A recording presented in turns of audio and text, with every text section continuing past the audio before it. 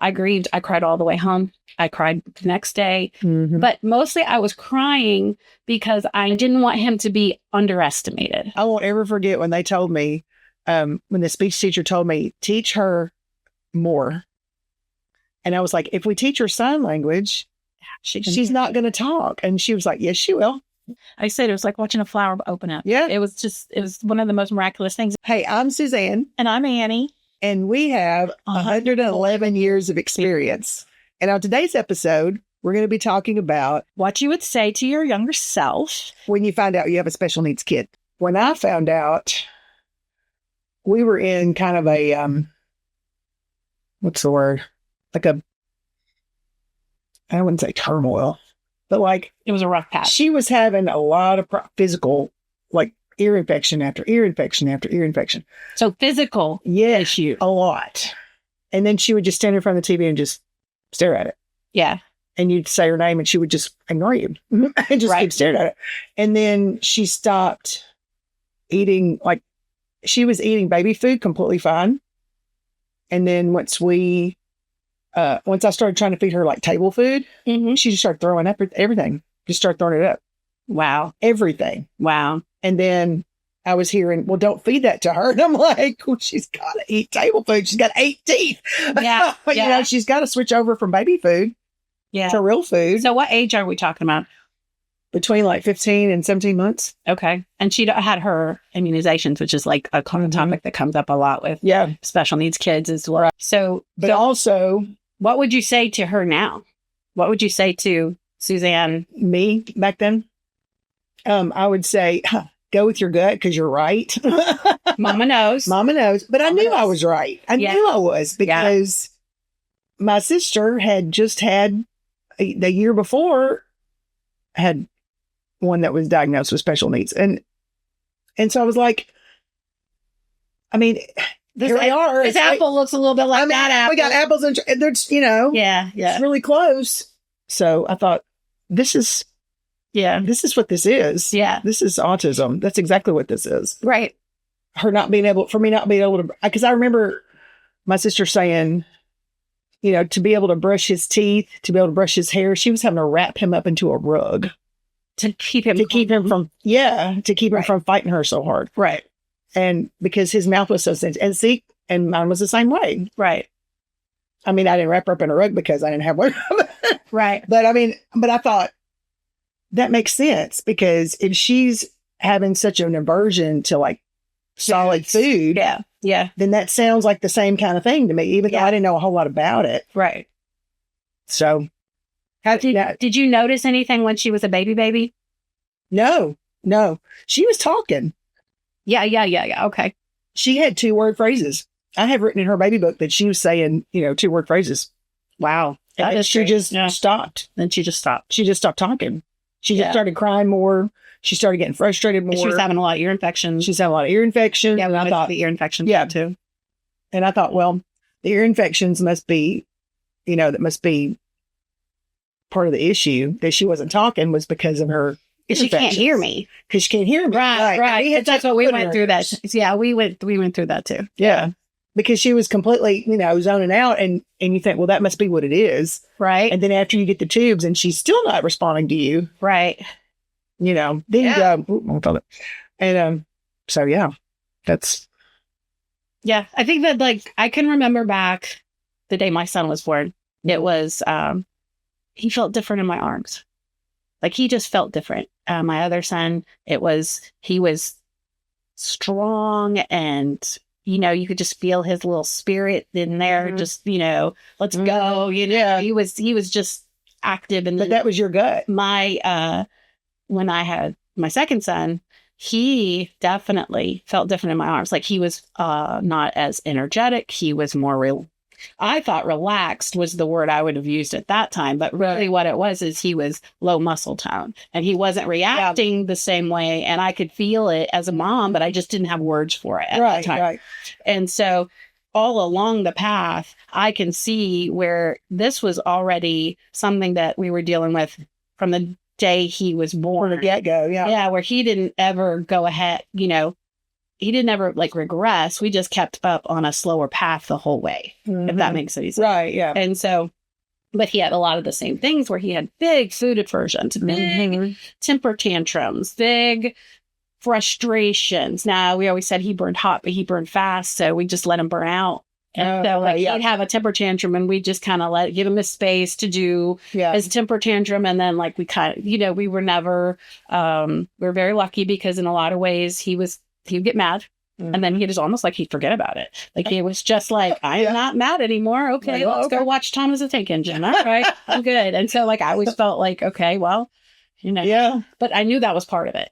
Yeah. I knew that was part of it because my older son didn't temper tantrum that way. Right. There was a reason behind his temper tantrums that I could definitely correlate to what was happening around us. Like I'm hungry or I'm tired or whatever. Now, sometimes this was just out of the blue and I would have no idea why it was happening. And then later, as he got older and was actually able to give me some feedback, sometimes it was, those were usually the things, but they weren't in the same correlation. Like the correlation was so different. The way he would just come up with a thing and then be frustrated about it, and we would have no idea why he was frustrated. Right, because he couldn't tell you. And it was so not in the order of things that we would think of. That was part of it. He wanted things to go the way he wanted them to go, and we didn't know what those ways were. And in some ways, if we'd have known, we could have adjusted it. But until we got the communication going a little bit, it was just very frustrating. And I was really grateful though that he burned hot and burned fast, because he would usually be over it within a certain amount of time. So not everybody's that lucky, but but I really felt mine's that way too. She gets mad about something and she'll go, she's kind of like me that way. Because I'm like, it builds up and it builds up and it builds up, and then it's like, and it's got to go somewhere, and then it's over, and you're like, okay. And I'm grateful for that. I'm grateful for that. She'll explode pretty big, and then she's very, very apologetic. Well, that's also the same. It's like, I'm really sorry I raised my voice or whatever, and I'm like, well, we all have. I tell them now, we all have emotions. I understand that you were frustrated. I'm not mad at you. I always start with, I'm not mad. I think that's kind of the thing that as people we have feelings. It comes out, and they don't know how to handle them a lot of times. They don't. Sometimes I don't know how to handle. I don't know how to handle them. So like I feel you there, man. But no, I feel like there's been a lot of that part's been smart, I guess is the word. But if I was going to go back and talk to myself when he was at 24 months, when he was born. I'm doing mental math, 25. Okay. I was 31. I think I was 31 or 32. I can't remember if I was pregnant with her at 31 or if I had her at 31. But I was over 30. Because those two pregnancies were, they were night and day different between first and second one. Right. I think that when I look back at it now, I would go right back and tell myself, relax. You're on the right track. You're doing the right things. Like you said, listen to your gut and and we were very lucky because we did find a good physician, but I felt like finding the right physician to kind of help get us through those times was so important. It was so important. We did learn a lot from him. And I always feel like knowing a few people who had kids who were in a similar level, similar situation, but they were a few years ahead. Really reassuring. Because I would see them with their kid who was 3 or 4 years older, and I would see what they were going through, and I'd be like, okay, all right, this is not what I expected, but you know what? Did you have to grieve when you I didn't. Because I was so busy being right. I told you. I was telling you. And there's a lot of denial going on there on the other side. And I was like, this is what is going on. Yeah, I'm spot. And I kind of was a Lone Ranger for a long time. Oh, really? Okay. Yep. You were because there was a lot of denial. Yeah. She's stubborn. Yeah. She's just stubborn. Or my favorite was stubborn. He's not talking because his brother talks for him. Yeah. I got that a lot. Yeah. Because his big brother talks everything. He says, like, he wants something. His brother says it. Yeah. So why does he have to talk? I grieved. I will say that I grieved. I thought I was right too. I was with you there. I totally get that. But there was a part of me that I cried all the way home from the doctor. We went to a psychologist, child psychologist at one point, because his situation was so borderline that they were like, we needed to have that verification to get services through the school system. Yeah. And so we followed up with the psychologist and they did the tests and I remember the psychologist saying, yes, he definitely had autism and he definitely has some ADHD. And honestly, that we deal with that probably more, if not, as much with the autism stuff. Yeah. Generally, his ability, executive functioning stuff was a little off and stuff like that. So I grieved. I cried all the way home. I cried the next day, but mostly I was crying because I knew I didn't want him to be underestimated. Right. Okay. Yeah. Like there was a lot of really cool and amazing things about this kid. It was mine. So of course I could see it plain as day. Well, absolutely. But like, there was a lot of amazing, not creative, but like kind, generous, funny things about the kid. And I just didn't want him to be underestimated in life in general. And so that's where the grief really landed was now everybody's going to start out with the label as like, I was so scared of the label. And I think that was part of the grieving process for me was I kind of had to go through that where I accepted that label. Yeah. Not just that I knew the label was there, but that I accepted it. And once you embrace those kind of things and you let your guard down about it and you kind of just embrace it and be like, okay, well, that's just what it is. We're just calling something what it is that we've seen for the last 7 years of his life. Yeah. It's not like we're surprised about it. Right. But it was getting that label officially put on there. Yeah. And that, like you said, it was validating. Well, I knew getting that psychology. She wasn't talking that we were going to have to be proactive. And so as quick as I could, I got her into TEIS. And probably because being a teacher and being in the education system. Exactly. My radar for kids with autism. And my sister had just gone through it. My radar was way high. So I already knew, I was like, this isn't right. This isn't right. The things that she's doing are not, this isn't right. It's not normal. So it's definitely not typical. So I got that ball rolling quick. So she was getting services. She was getting PT. She was getting OT. She was getting speech therapy twice a week. All the things. So, and then she got into TEIS, which put her, or not TEIS, but it qualified her for the SPED program in the school system. When she turned 3. They pushed her from 1 to passed her straight through. So, and she was in the CDC SPED program all the way up until she turned 21. So she was in the actual, like what people would consider what they call it. I think nowadays they call it structured setting. And there's a lot of that just means that they plan the entire day according to what those kids need. Yeah. And so like basically if these are the goals that they're working on and this is kind of where you're going to do those goals and what we're going to look for to say that we're accomplishing those goals. Right. So like the structured setting is where I've worked, in my career, but it's been really helpful now. Oh yeah. I mean sure. I see a lot of times the things that we did that I didn't know were helpful or like stuff we would use in the classroom. And I did it and I didn't know that I was like, well, I was on it more than I thought I was. Because at the time I felt like, I'm just hanging on. Right. But no, it was on it. Cause we did a lot of he was an early reader. Yeah. So we did a lot of lists. He also enjoyed checking off lists, became a big thing. I also enjoy checking off lists. Yeah. And he had his lists and so we had dry erase boards around the house. We still have some. There's still a few hanging around. Yeah. We had dry erase boards out of our menus. Just solidifying our schedule helped him so tremendously that once we solidified our schedule and we became very routine with things, I saw a huge difference in him. Well, it made it easier for me to keep doing it. He was so happily responding to it. And it just seemed like, wow, we were locked onto something that really works well for him. Yeah. So of course, then at that point, you're going to try to do it. So even like getting ready for bed had a list. And, this is how we clean our room. There was a list. Just like, I see like brushing his teeth and stuff. Honestly, and like he brushing his hates hair. mint.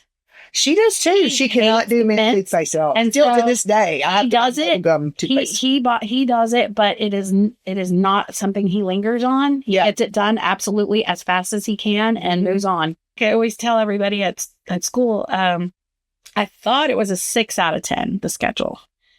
To 10 out of 10. Yeah. And I just didn't know that. Like I was, I was right there for every day of this, but I didn't know that. I didn't realize that it was a 10 out of 10 to have a schedule. Yeah.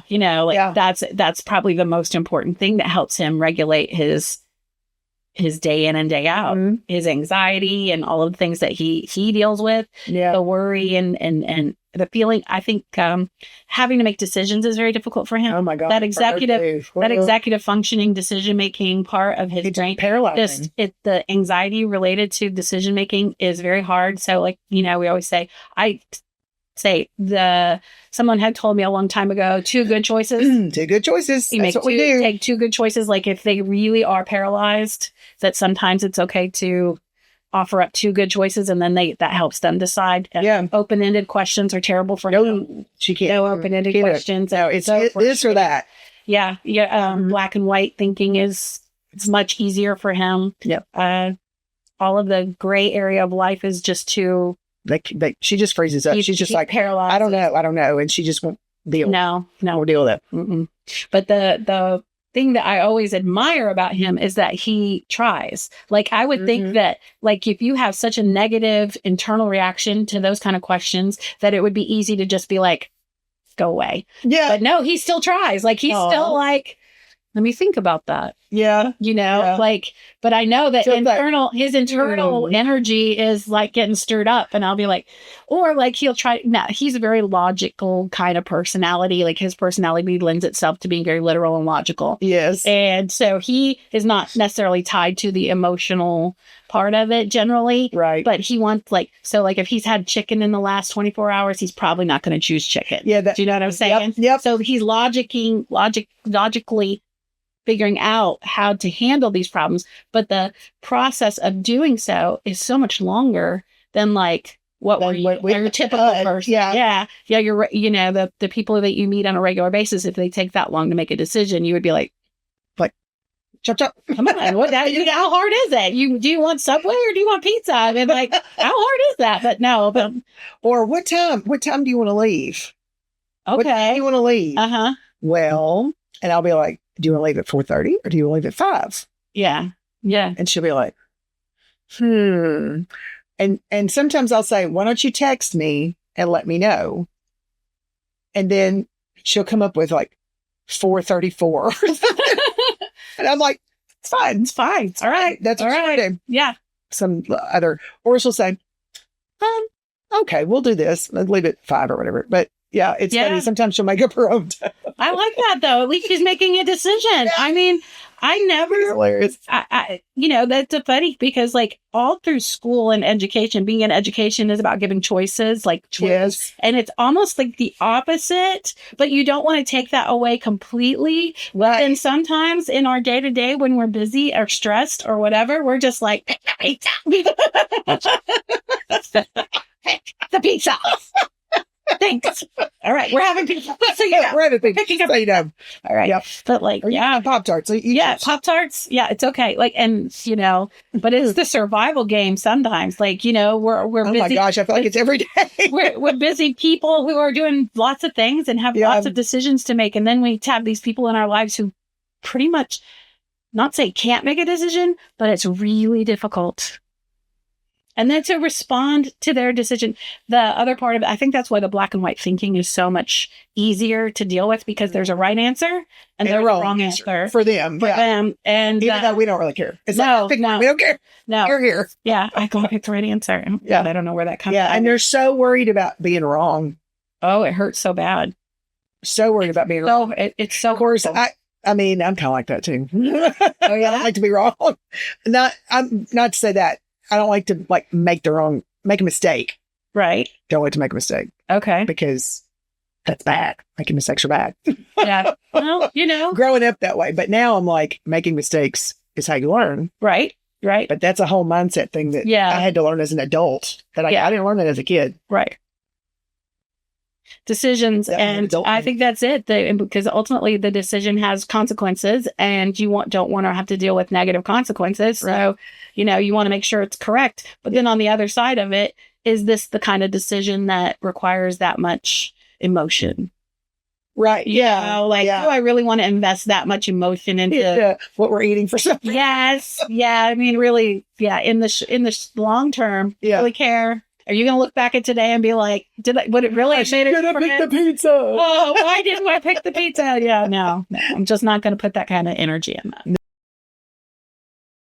You kind of, as you walk through different parts of life, you start to realize, well, you know, every child is just on a journey. They're on their own path. They're on their own paths. Yep. We're here to help, but we've always been support staff. Right. You know, that we've always got the guides. This is there, and what works for them, what works for this person may not work for this person, and it could be, you know, autism, or it could be a physical disability, or it could be even just a mental illness issues that come up with kids. I mean, there's a lot of people who are dealing with those kind of issues right now in their families. It could be substance abuse things. It could be, I mean, you really do have to look at your children as their own world, their own path, their own universe, and that they're going to go through it in their own way, regardless of, you take yourself out of it. I think that's really it. That's the hardest part. And usually you don't have to do that until they're like teenager. Right. But like when you have one with a special needs, you're grieving all of those things at the same time. Yeah.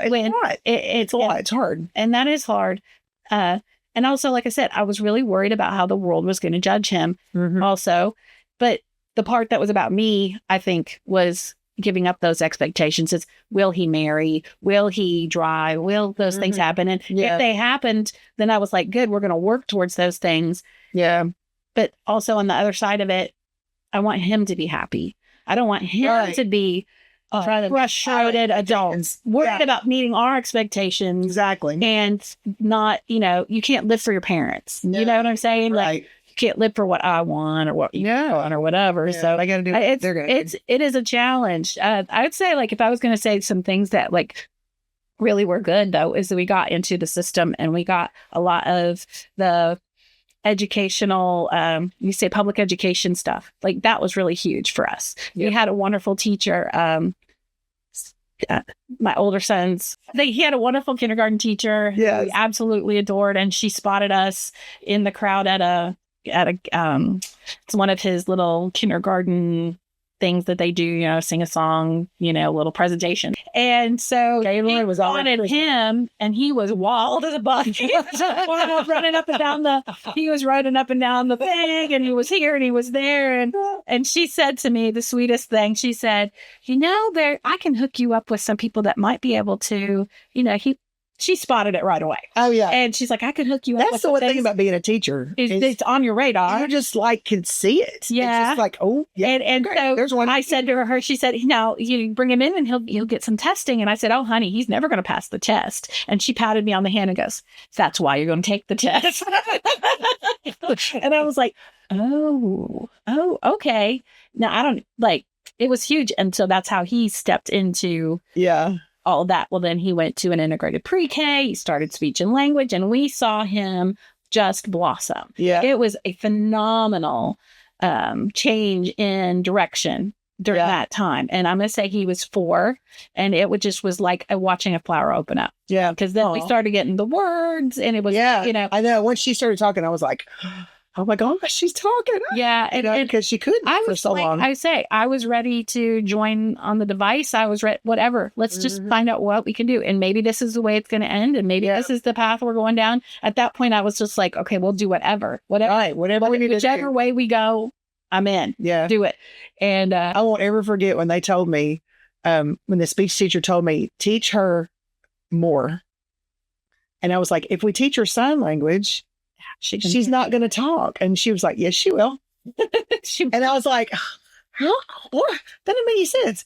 More. And you know, that was her first word. More. She knew what that meant. And once she figured that out, she was like, I'm on it. Let's go. Yeah. Yeah. It was like the opening a gate. It was. Yeah. It's like watching, I said it was like watching a flower open up. Yeah. It was one of the most miraculous things. And that's part of the reason why I chose to want to work in this in my environment that I chose to work in. Yeah. Because I wanted to be part of that for other people as they watch their kids open up. I felt it was so important. Right. Such an important place to put your time and energy that there are, that I could be a part of that for other people was just amazing. Yeah. As they watch their kids open up and watch their kids become more, I don't know, you say more verbal necessarily, but more communicative. Yeah. Because sometimes it is verbal. Right. Sometimes it is the device. Sometimes it is a sign. You just, at that age, you just go with whatever works. Mm-hmm. You're not really trying to pigeonhole anybody at that point. You're just like, I'll take whatever we can get. Mm-hmm. The other thing I would say was the lists. I'm going to say those lists for my particular kid, having just where we broke situations down into easy to follow steps. I need that now. Because if I don't, I can't get anything done. When I'm trying to clean the house, I have to break it up into little tiny steps. The littlest, tiniest.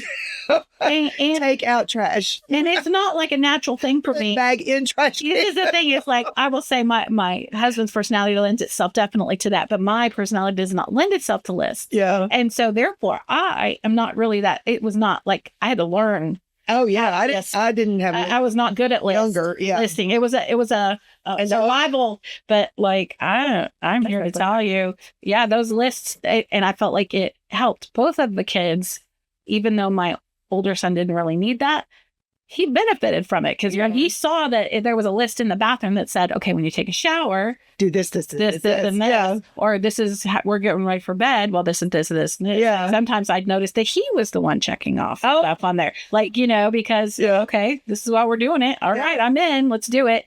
And I feel like without knowing it, those things were huge in it being independent and doing things. Right. Yeah. But also in him having to do it without a lot of anxiety related, where mom's mad at me because I didn't do this or that. Well, no, it's all you're going to win every time because you followed the list. Things off on the list. Yeah. That's right. Yeah. It's easy win. Easy win. Hey, we go on an easy win. And they like that. Everybody likes that. Everybody likes an easy win. You said support and finding friends. I mean, that's how we found each other. That's it. Exactly. And was from Cape. From Cape. Yeah. From a specialties athletic group. Yeah. Yeah. And it was really phenomenal to have found people who were walking the same kind of paths that you were walking. Now, maybe not exactly, but but it still is nice to see. Like I said, the other big thing is you're not alone. Yeah. You're not the only one going through this. Yes. You're not, I say this, you're accepted a lot of times. Mm-hmm. Be a little more accepting of your kid throwing a temper tantrum because they've done it too. They might be over there in 5 minutes throwing a temper tantrum or having a day or for whatever reason not able to handle their emotions. Right. I think the other thing is that you can build a community from this. Like there is people out there who are looking to support you and you don't even know it. And there's I'm sure. And some people are like, I don't know where to look. I don't know where to look. I don't know where to look. I don't know. But I always find some of the things that I have seen that work really well is you meet people at this sport, like we did, at the sports, where the kids were playing basketball or whatever, bowling or whatever. And then also when you meet somebody randomly, is to just mention it. Start a conversation. You see that mom struggling out there and you obviously know that, and I'll be like, honey, you're doing a great job. Yeah. Or I'll be like, hang in there, mama. You got this. Yeah. Can I help you? Is there anything I can do? I always offer. Yeah. Maybe I can help. Maybe I can't help. Maybe it's just standing there with the cart while she buckles somebody in the cart. Right. Yeah. I mean, but those kind of things really do make a difference. Mm-hmm.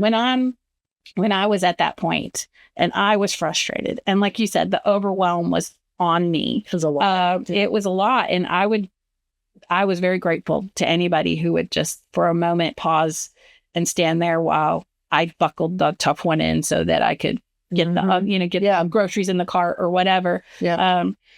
And I was surprised at how many people, I think that we have a tendency to think that the world is very mean and hard and difficult.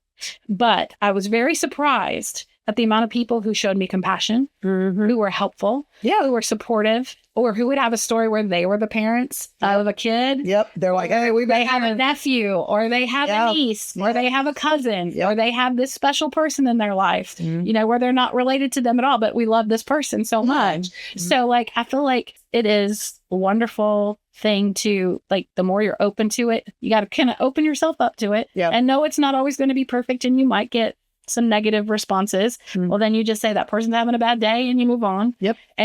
But I think that I was really surprised at how much good people, and even now, how many good people there are in the world who are very compassionate towards anybody who may have a struggle here or there. Yeah. And in some ways, I think like that's what we all go for, Right. So they like, if I see somebody now, I'm definitely more, my radar's definitely more up to try to be supportive in that moment. But even those little conversations at McDonald's in the play place. Yeah. Do they even have play places? I don't know. I don't think they do. But that was a good one for me. Yeah. Like, I met a lot of people at the play place. I'd be like, or like, the ball field. in the stands, as their kid runs up and down the stands. Yep. And I'm like, Stop. I kind of recognize some things in that one. I know that kid,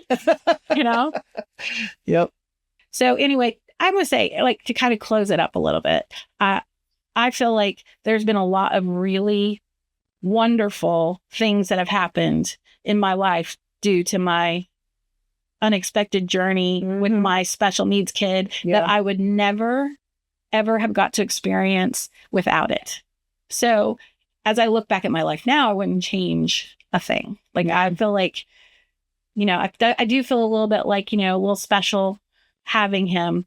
And I do feel like a little bit picked special. I do think special parents are special kids. There might be a reason why I gave him to you. To not somebody else. Yeah. So, that's kind of my. I've been told that before. Yeah. That you get what you can handle, and you definitely can handle that. I identify with that a little bit. Like, I do. He does make me feel like like I learned some stuff that I wouldn't have learned. The other way. Like, there were some special I've had to learn negotiating. Right. For sure. A lot more compassion, a lot more patience, even though I'm not a very patient person, but I've learned. Yeah. It's like a skill. Like I said, it's a muscle. You just, I say negotiation is definitely part of it. Yeah. I'm going to say taking myself out of the equation. That's hard. That is hard. It is hard. I think as humans and parents, we really do want the very best to help. We're striving, pushing to constantly be better at parenting, and any little tip, trick, help, hack, whatever you think of, all the things. We're gonna try it. Yeah, and some of them are successful, and some of them are not. But I do like the idea that it's not about me. I'm support staff. Yep, and looking at that from that point, I'm not. It makes a whole lot of difference. It makes a whole lot of difference. And it takes the pressure off of me as well. That it's not all about me. You can look at it both ways. Do you have any final thoughts? Any final thoughts? I don't know. Just enjoy the ride. Enjoy the ride. Yeah, that's a good one. So if you like what we've been talking about today and you want to help us out on our journey, like and subscribe us, please. That would be great. We would appreciate it a lot. We're starting a new journey and we're so excited about it. Thanks a lot. Thanks a lot.